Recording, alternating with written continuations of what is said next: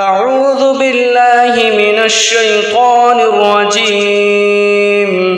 بسم الله الرحمن الرحيم. الرحمن علم القرآن خلق الإنسان علمه البيان. الشمس والقمر بحسبان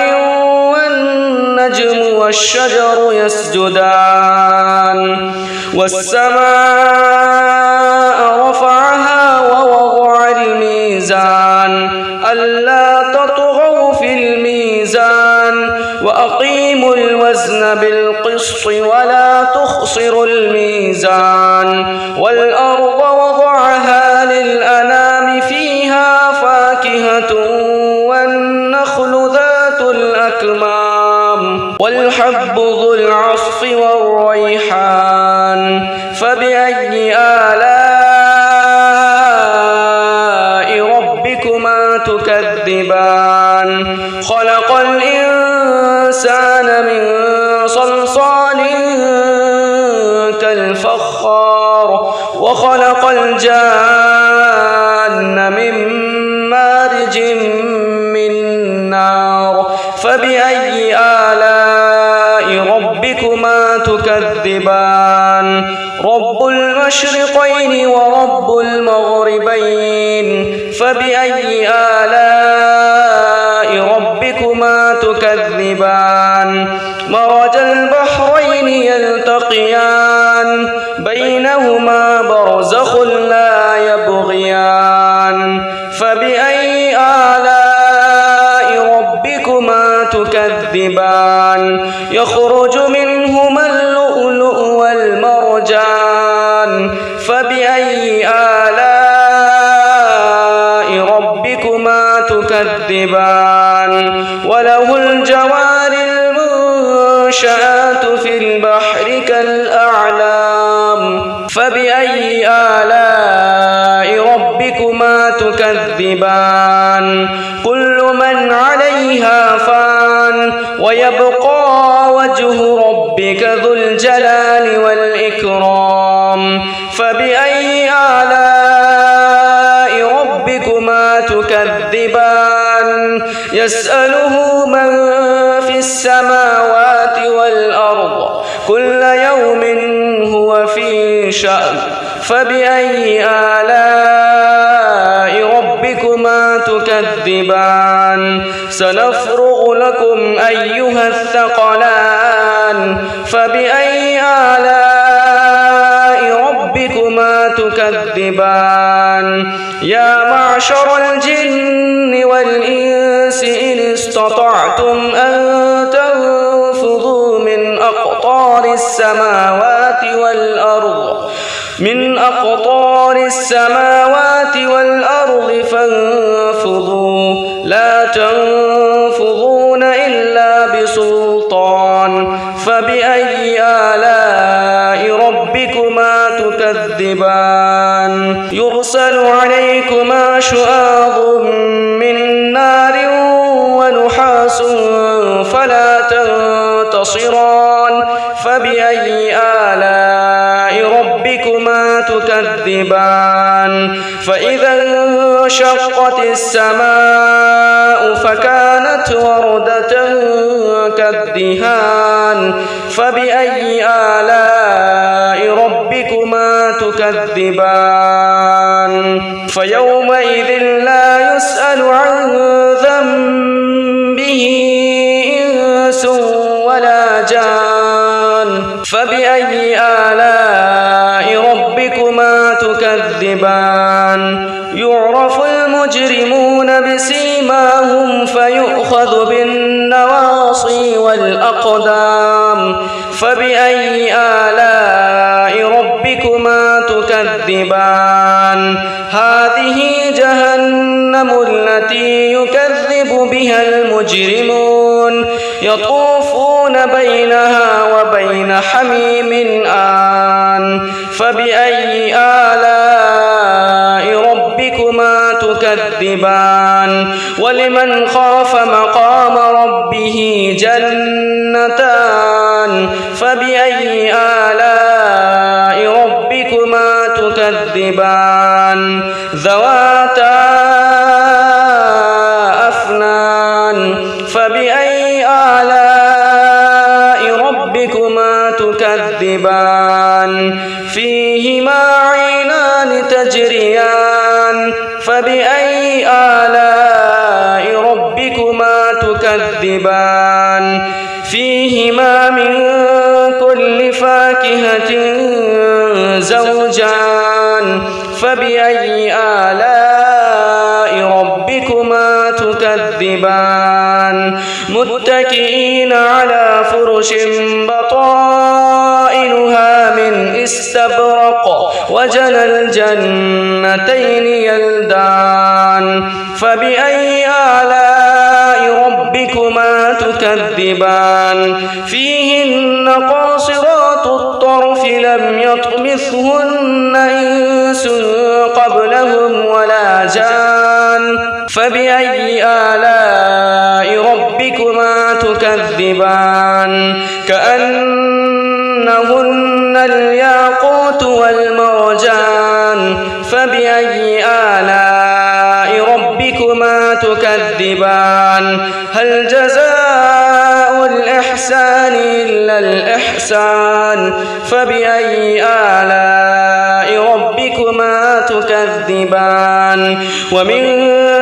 دونهما جنتان فبأي آلاء ربكما تكذبان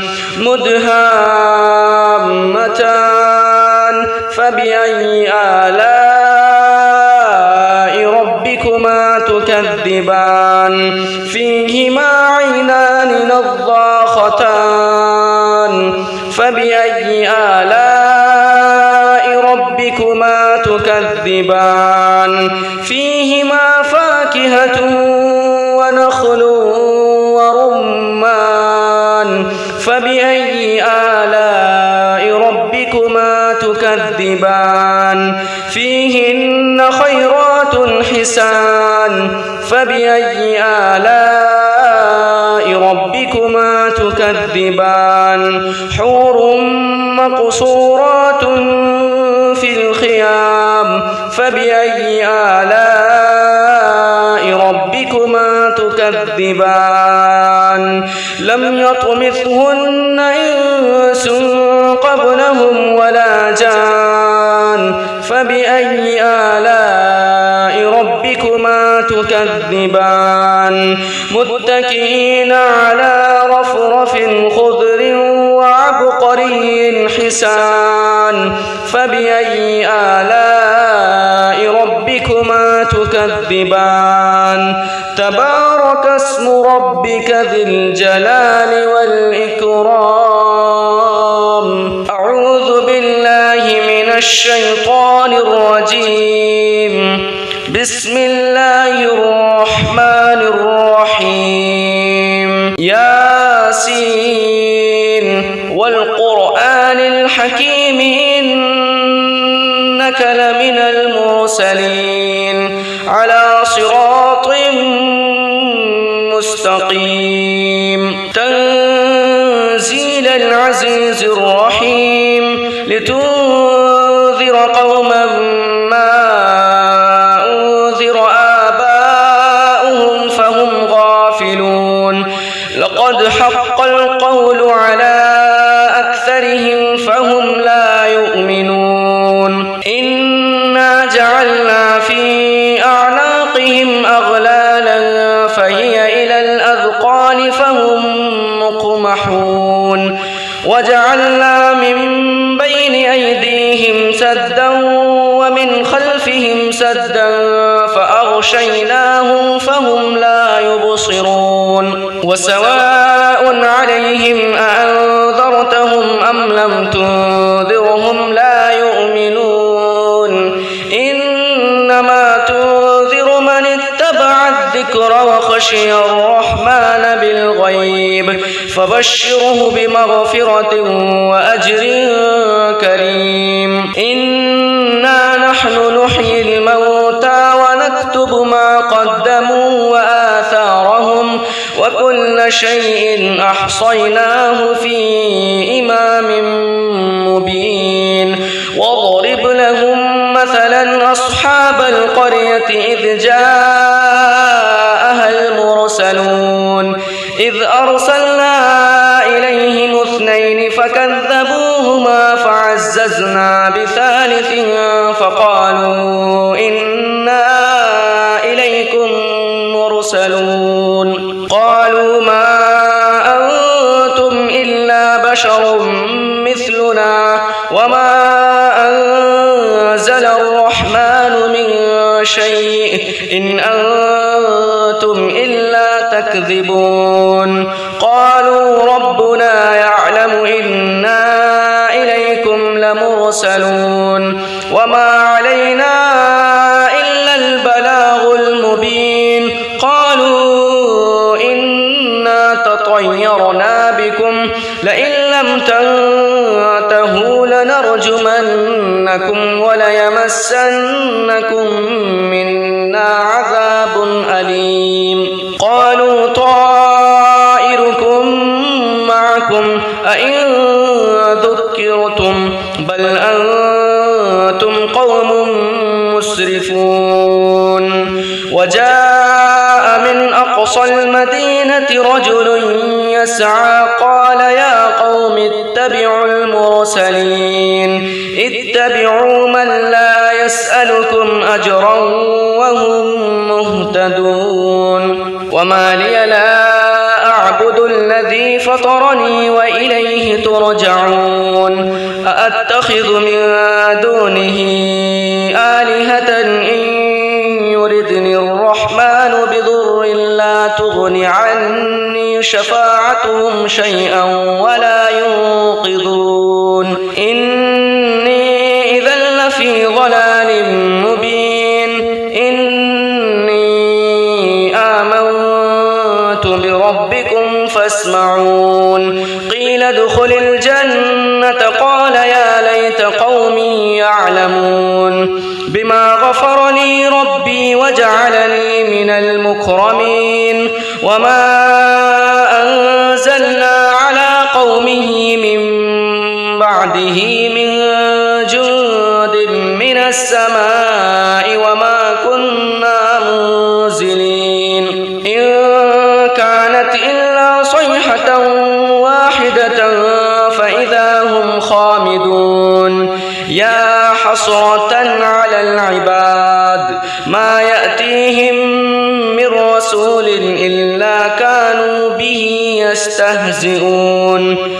ألم يروا كم أهلكنا قبلهم من القرون أنهم إليهم لا يرجعون وإن كل لما جميع لدينا محضرون وآية لهم الأرض الميتة أحييناها وأخرجنا منها حبا فمنه يأكلون وجعلنا فيها جنات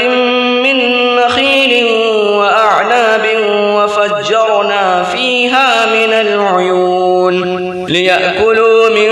ثمره وما عملته أيديهم أفلا يشكرون سبحان الذي خلق الأزواج كلها مما تنبت الأرض ومن أنفسهم ومما لا يعلمون وآية لهم الليل نسلخ منه النهار فإذا هم مظلمون والشمس تجري لمستقر لها ذلك تقدير العزيز العليم والقمر قدرناه منازل حتى عاد كالعرجون القديم لا الشمس ينبغي لها أن تدرك القمر ولا الليل سابق النهار وكل في فلك يسبحون وآية لهم أنا حملنا ذريتهم في الفلك المشحون وخلقنا لهم من مثله ما يركبون وإن نشأ نغرقهم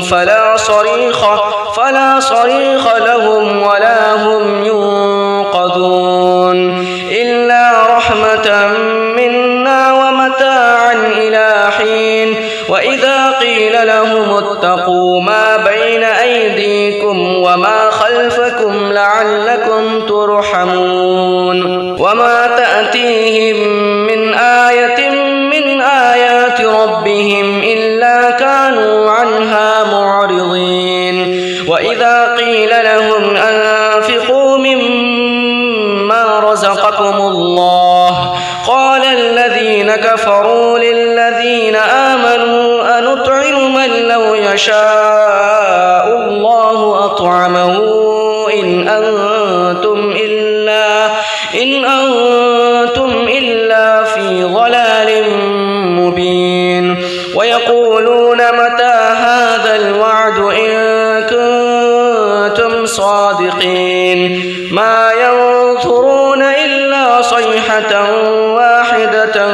تأخذهم وهم يخصمون فلا يستطيعون توصية ولا إلى أهلهم يرجعون ونفخ في الصور فإذا هم من الأجداث إلى ربهم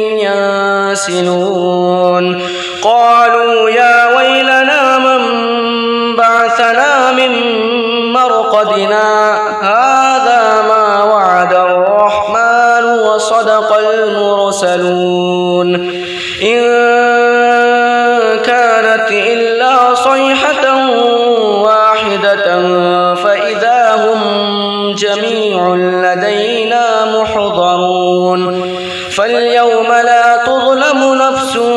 شيئا ولا تجزون إلا ما كنتم تعملون إن أصحاب الجنة اليوم في شغل فاكهون هم وأزواجهم في ظلال على الأرائك متكئون لهم فيها فاكهة ولهم ما يدعون سلام قولا من رب رحيم وامتازوا اليوم أيها المجرمون ألم أعهد إليكم يا بني آدم ألا تعبدوا الشيطان إنه لكم عدو مبين وأن اعبدوني هذا صراط مستقيم ولقد أضل منكم جبلا كثيرا أفلم تكونوا تعقلون هذه جهنم التي كنتم توعدون اصلوها اليوم بما كنتم تكفرون اليوم نختم على أفواههم وتكلمنا أيديهم وتشهد أرجلهم بما كانوا يكسبون ولو نشاء لطمسنا على أعينهم فاستبقوا الصراط فأنى يبصرون ولو نشاء لمسخناهم على مكانتهم فما استطاعوا مضيا ولا يرجعون ومن نعمره ننكسه في الخلق أفلا يعقلون وما علمناه الشعر وما ينبغي له إن هو إلا ذكر وقرآن مبين لينذر من كان حيا ويحق القول على الكافرين أولم يروا أنا خلقنا لهم مما عملت أيدينا أنعاما فهم لها مالكون وذللناها لهم فمنها ركوبهم ومنها يأكلون ولهم فيها منافع ومشارب أفلا يشكرون واتخذوا من دون الله فاكهة لعلهم ينصرون لا يستطيعون نصرهم وهم لهم جند محضرون فلا يحزنك قولهم إنا نعلم ما يسرون وما يعلنون أولم ير الإنسان أنا خلقناه من نطفة فإذا هو خصيم مبين وضرب لنا مثلا ونسي خلقه قال من يحيي العظام وهي رميم قل يحييها الذي أنشأها أول مرة وهو بكل خلق عليم الذي جعل لكم من الشجر الأخضر نارا فإذا أنتم منه توقدون أوليس الذي خلق السماوات والأرض بقادر على أن يخلق مثلهم بلى وهو الخلاق العليم إنما أمره إذا أراد شيئا أن يقول له كن فيكون فسبحان الذي بيده ملكوت كل شيء وإليه ترجعون أعوذ بالله من الشيطان الرجيم بسم الله الرحمن الرحيم الرحمن علم القرآن خلق الإنسان علمه البيان الشمس والقمر بحسبان والنجم والشجر يسجدان والسماء رفعها ووضع الميزان ألا تطغوا في الميزان وأقيموا الوزن بالقسط ولا تخسروا الميزان والأرض وضعها للأنام فيها فاكهة والنخل ذات الأكمام والحب ذو العصف والريحان فبأي آلاء ربكما تكذبان خلق الإنسان من صلصال كالفخار وخلق الجان من مارج من نار فبأي آلاء ربكما تكذبان رب المشرقين ورب المغربين فبأي آلاء ربكما تكذبان مرج البحرين يلتقيان بينهما برزخ لا يبغيان فبأي آلاء ربكما تكذبان يخرج منهما اللؤلؤ والمرجان فبأي آلاء ربكما تكذبان وله الجوار المنشآت في البحر كالأعلام فبأي آلاء ربكما تكذبان كل من عليها فان ويبقى وجه ربك ذو الجلال والإكرام فبأي آلاء ربكما تكذبان يسأله من في السماوات والأرض كل يوم هو في شأن فبأي آلاء ربكما تكذبان سنفرغ لكم أيها الثقلان فبأي آلاء ربكما تكذبان يا معشر الجن والإنس إن استطعتم أن تنفذوا من أقطار السماوات والأرض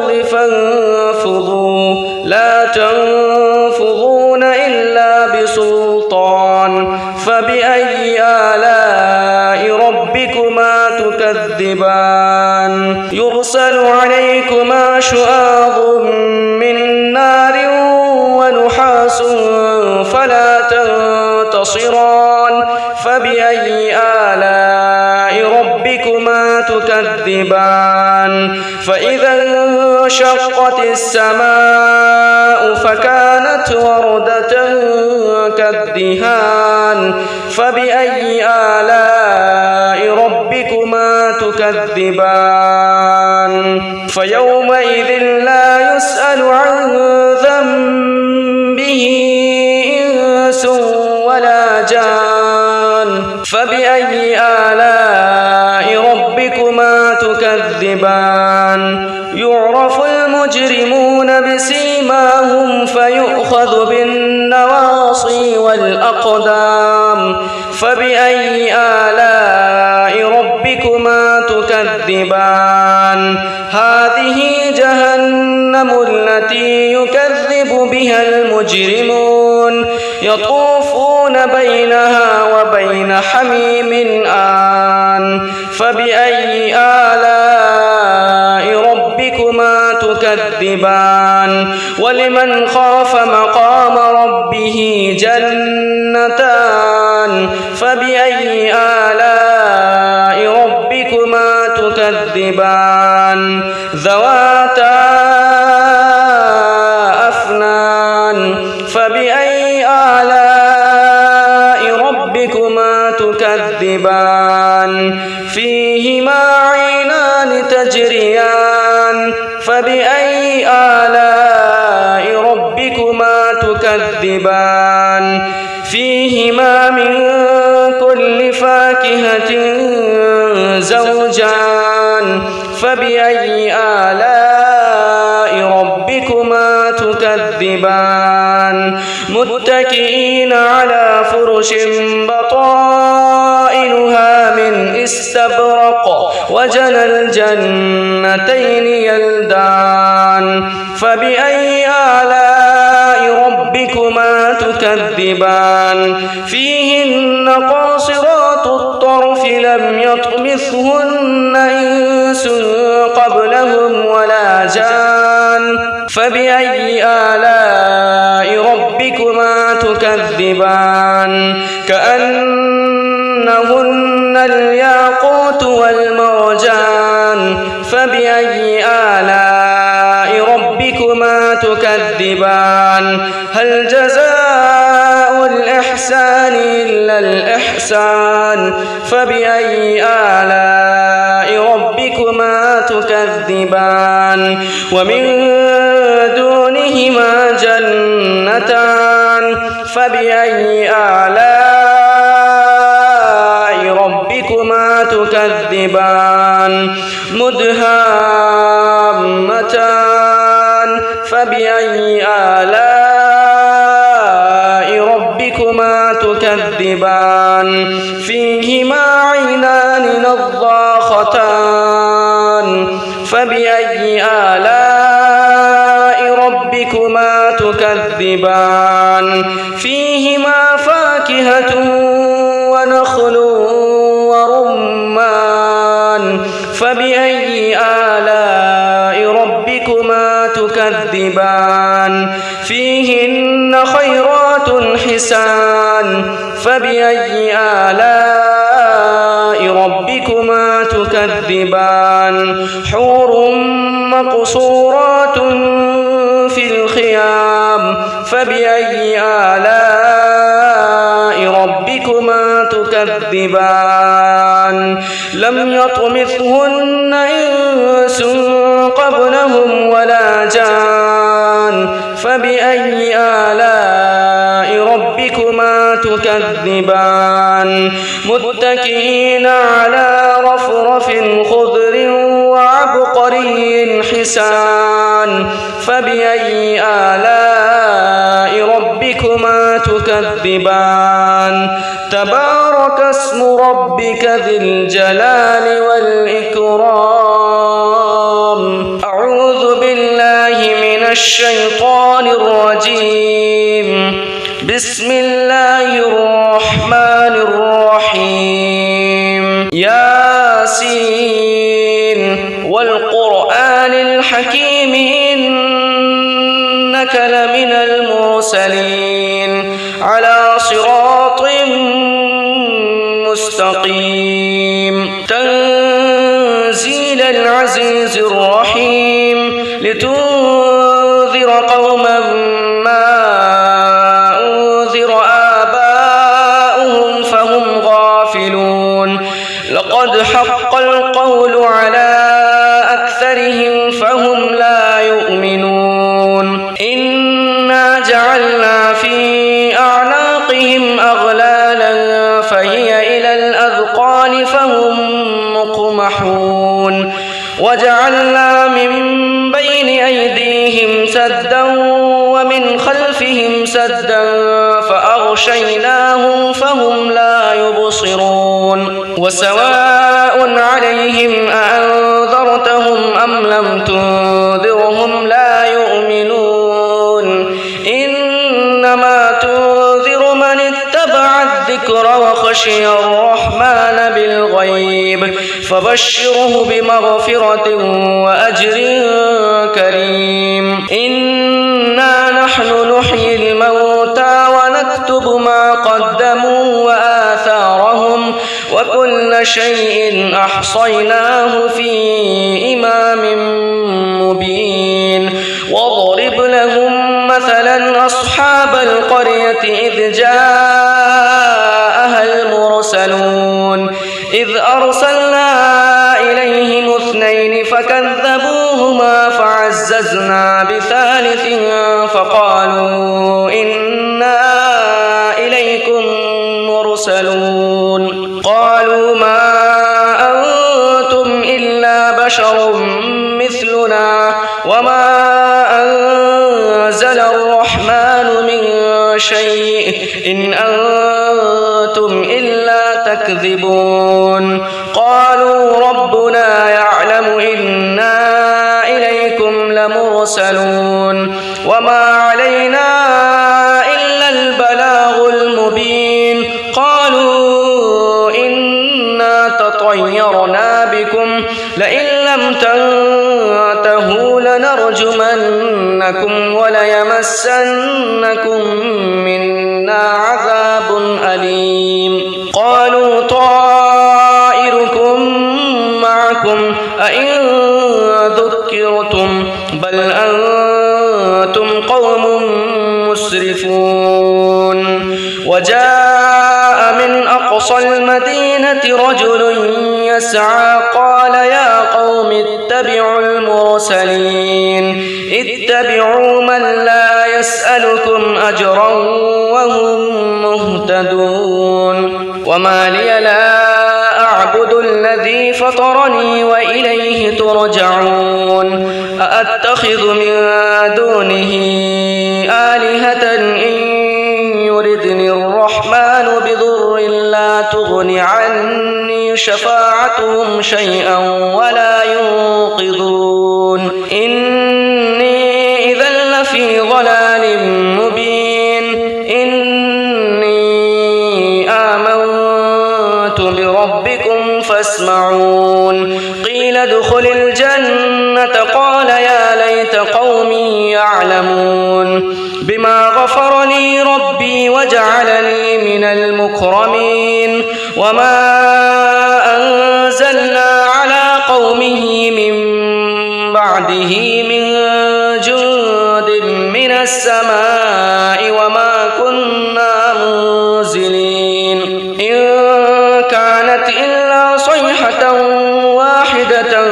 فإذا هم خامدون يا حسرة على العباد ما يأتيهم من رسول إلا كانوا به يستهزئون ألم يروا كم أهلكنا قبلهم من القرون أنهم إليهم لا يرجعون وإن كل لما جميع لدينا محضرون وآية لهم الأرض الميتة أحييناها وأخرجنا منها حبا فمنه يأكلون وجعلنا فيها جنات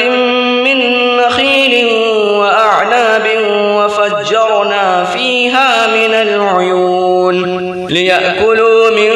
ثمره وما عملته أيديهم أفلا يشكرون سبحان الذي خلق الأزواج كلها مما تنبت الأرض ومن أنفسهم ومما لا يعلمون وآية لهم الليل نسلخ منه النهار فإذا هم مظلمون والشمس تجري لمستقر لها ذلك تقدير العزيز العليم والقمر قدرناه منازل حتى عاد كالعرجون القديم لا الشمس ينبغي لها أن تدرك القمر ولا الليل سابق النهار وكل في فلك يسبحون وآية لهم أنا حملنا ذريتهم في الفلك المشحون وخلقنا لهم من مثله ما يركبون وإن نشأ نغرقهم فلا صريخ لهم ولا هم ينقذون إلا رحمة منا ومتاعا إلى حين وإذا قيل لهم اتقوا ما بين أيديكم وما خلفكم لعلكم ترحمون وما تأتيهم من آية من آيات ربهم إلا كانوا عنها معرضين وإذا قيل لهم أنفقوا مما رزقكم الله قال الذين كفروا للذين آمنوا أنطعم من لو يشاء الله أطعمه إن أنتم إلا في ضلال مبين ويقولون متى هذا الوعد إن كنتم صادقين ما ينظرون إلا صيحة واحدة تأخذهم وهم يخصمون فلا يستطيعون توصية ولا إلى أهلهم يرجعون ونفخ في الصور فإذا هم من الأجداث إلى ربهم ينسلون قالوا يا ويلنا من بعثنا من مرقدنا هذا ما وعد الرحمن وصدق المرسلون إن كانت إلا صيحة واحدة فإذا هم جميع لدينا محضرون فاليوم لا تظلم نفس شيئا ولا تجزون إلا ما كنتم تعملون إن أصحاب الجنة اليوم في شغل